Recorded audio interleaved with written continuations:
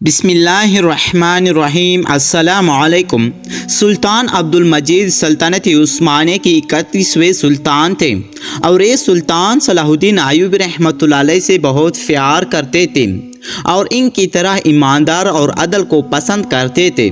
یہ سلطان ثانی کے بیٹے اور آپ نے یہ سلطان کا عہدہ اپنے بابا سے اپنی قابلیت، بہادری اور سخاوت کی بنا پر حاصل کیا تھا۔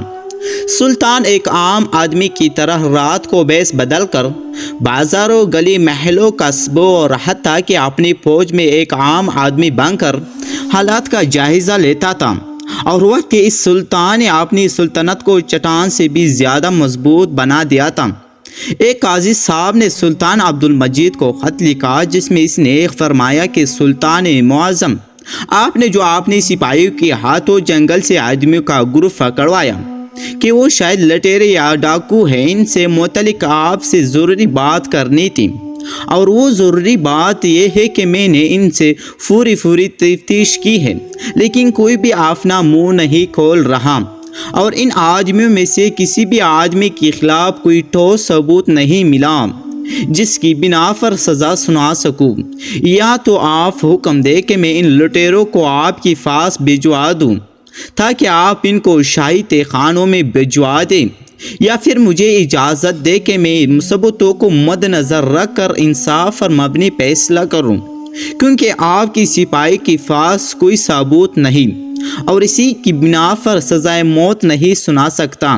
اگر آپ خود ان کا سر قلم کرنا چاہتے تو میں ان کا سر آپ کی قدموں میں حاضر کر دوں گا۔ قاضی صاحب خط پڑھ کر سلطان عبد المجید نے قاضی صاحب کے پاس ایک قاصد بھیجا اور کہا کہ میں جانتا ہوں کہ وہ ایک لٹیرے کا جتھا ہے اور ان میں سے چند جاسوس ہیں اور ان کے خلاف کوئی ثبوت نہیں، کیونکہ وہ کئی عرصے سے ہماری سلطنت میں ہمارے عام شہری بنے ہوئے تھے، لیکن میں ان اپنی چال میں منصوبے کے تحت ان کو اپنے شہروں سے الگ کیا اور پکڑوایا، لہٰذا میں ان کے خلاف بہت جلد ثبوت حاصل کر لوں گا۔ اگر کوئی ثبوت نہ ہوئی تو بے شک آپ انصاف پر مبنی فیصلہ کر کے ان کو رہا کر دینا کہ آپ کو ناانصافی کی بنیاد پر فیصلہ کرنے کو ترجیح نہیں دوں گا۔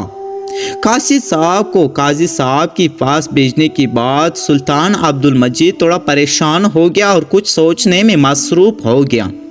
یہ ساری صورتحال آپ کا ایک قریبی وزیر دیکھ رہا تھا۔ وزیر سلطان معظم سے مخاطب ہوا اور فرمایا، سلطان معظم، اگر آپ اجازت دے تو میں ان لٹیروں سے منہ زبانی یہ بیان قبول کروا کہ انہوں نے کون کون سے جرم کیے، انہوں نے کون کون سے جاسوسی کی۔ یہ سن کر سلطان عبد المجید بڑے حیرانی سے دیکھنے لگا اور کہا کہ تم یہ سب کیسے کر سکتے ہو؟ تو وہ ذہین نے کہا، سلطان معظم، آپ مجھے اجازت دے، میں 10 دن کے اندر ان سب کو آپ کے سامنے پیش کروں گا۔ یہ سب اپنے جرم کا اعتراف کریں گے، پھر آپ چاہے جو چاہے ان کو سزا دینا، اور اگر میں یہ ثابت نہ کر سکا تو بے شک آپ مجھے وزیر کی منصب سے ہٹا کر برطرف کر دینا۔ یہ سن کر سلطان عبد المجید نے وزیروں کو اجازت دی۔ اب وزیر ایک دن کے بعد اس جیل خانے میں معائنہ کرنے کے لیے چلا گیا جس میں ان لٹیروں کو رکھا گیا تھا۔ وزیر کے ساتھ چند سپاہی بھی موجود تھے۔ جب وزیر زندان میں پہنچا تو سپاہیوں نے آپ کو دیکھ کر آپ کا استقبال کیا۔ پھر وزیر نے کہا، میں نے جیل کا مکمل طور پر معائنہ کرنا چاہتا ہوں جن کی سپاہی آپ کو جیل کے اندر لے گئے ہیں، اور ان تمام قیدیوں سے ملوایا جو کسی نہ کسی جرم میں سزا بھگت رہے تھے۔ ان میں وہ لوگ بھی موجود تھے جن کو سلطان نے پکڑوایا تھا لیکن ابھی تک ان کے خلاف کوئی ثبوت نہیں تھی، اس لیے ان کے لیے ابھی کچھ نہیں کیا گیا تھا، لیکن ان سب کو ان قیدیوں کے ساتھ رکھا گیا تھا۔ وزیر سب قیدیوں سے گل مل گیا اور ان سے ایسے پیش آیا جیسے وہ ان کا ساتھی بن کر آیا ہو۔ پھر وزیر نے ایک قیدی سے پوچھا کہ تم بتاؤ، تم نے کون سی جرم کی کہ تم یہاں پکڑے گئے ہو؟ تو اس نے کہا، میں نے کوئی گناہ نہیں کیا، میں نے ساری زندگی ایمانداری سے گزاری اور کسی کے ساتھ ایک پیسے کی بھی بے ایمانی نہیں کی، مجھے دھوکے سے چوری کے الزام میں پکڑوا گیا ہے۔ جب دوسرے قیدی سے وزیر نے وصیت کی اس نے بھی اپنی بے گناہی کی باتیں کرنا شروع کر دیا، اور اسی طرح ان دونوں کو دیکھ کر سب قیدی وزیر کے ارد گرد اکٹھے ہو گئے اور سب اپنے اپنے جگہ پر اپنے بے گناہی کی کہانیاں سنانے لگے۔ جب یہ سارا منظر ان لٹیروں نے دیکھا تو وہ بھی وزیر کے پاس آئے اور انہوں نے بھی کہا، ہم نے کوئی گناہ نہیں کیا، آپ ہی کی شیری ہے، ہمیں سلطان نے خواہ مخواہ لٹیروں اور جاسوس سمجھ کر پکڑوا لیا ہے۔ یہ ساری صورتحال چل رہی تھی کہ اچانک وزیر کی نظر جیل کی کونے میں پڑی، جس میں ایک مجرم بیٹھا ہوا تھا۔ یہ دیکھ کر وزیر نے ایک سپاہی کو حکم دیا کہ اس کو میرے پاس لے کر آؤ۔ جب اس قیدی کو وزیر کے سامنے حاضر کیا گیا تو وزیر نے اسے کہا کہ سب قیدی اپنے اپنے بے گناہی کی باتیں کر رہی ہے، لیکن تو اکیلے کونے میں بیٹھ کر کس سوچ میں مصروف تھے؟ بتاؤ تم نے کیا جرم کیا؟ اس نے کہا، قاضی صاحب آپ میری گناہوں نہ پوچھیں، میں بہت بڑا گنہگار ہوں۔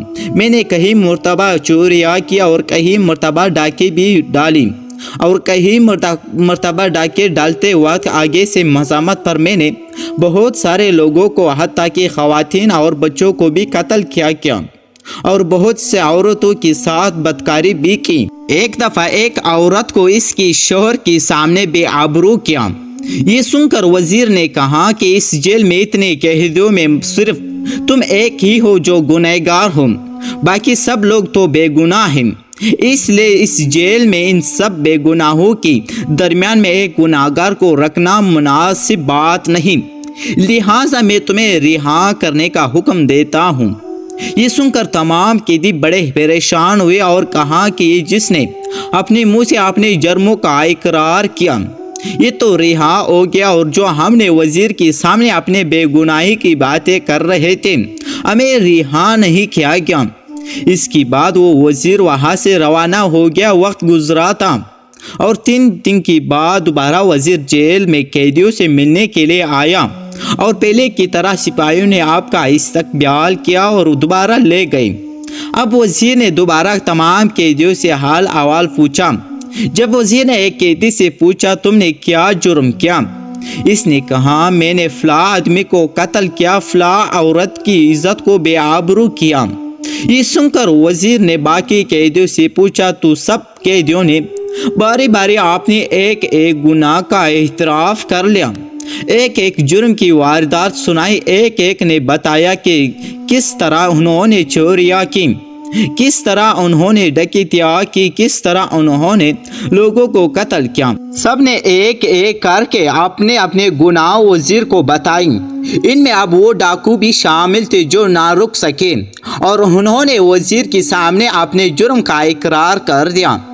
ان سب بیوقوف قیدیوں نے سب جا کے پچھلے قیدی کی طرح جس نے اپنا جرم وزیر کے سامنے قبول کر لیا تو وزیر نے اس کو رہا کر دیا، اور اب اگر ہم بھی اپنے تمام جرموں کا اعتراف کر لیں گے تو وزیر ہمیں بھی رہا کر دے گا۔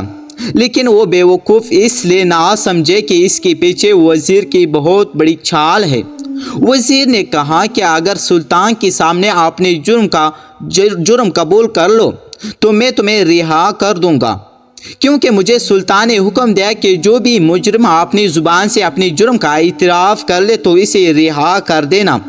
وہ تمام قیدی وزیر کی چال میں پھنس گئے، کیونکہ اس سے پہلے وزیر ان سب کے سامنے ایک قیدی کو جرم کے اعتراف کرنے پر وزیر نے ان کو رہا کر دیا۔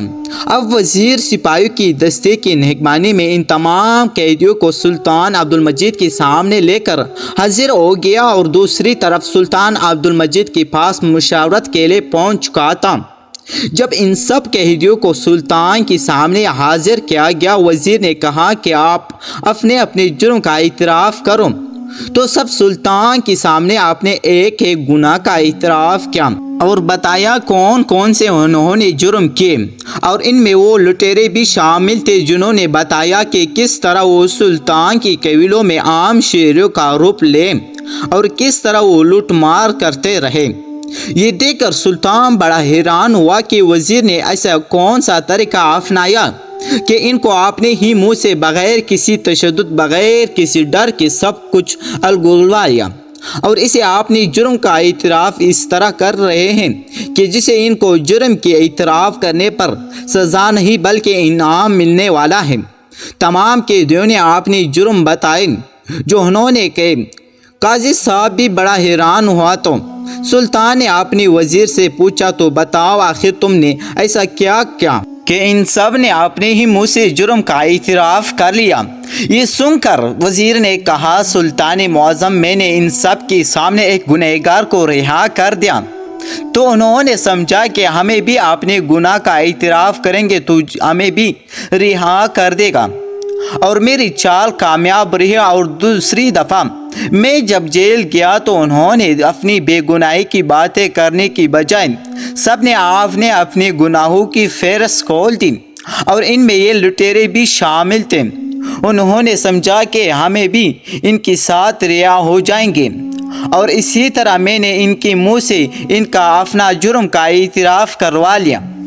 یہ سن کر قاضی صاحب نے ان تمام لٹیروں کو جو کہ سلطان نے جنگل سے پکڑوائے تھے انہیں جیل میں عمر قید کی سزا سنا کر بھجوا دیا، اور اس کے بعد سلطان نے اپنے وزیروں کے عہدے میں ترقی دی اور آپ کی عقل مندی سے بڑا متاثر ہوا۔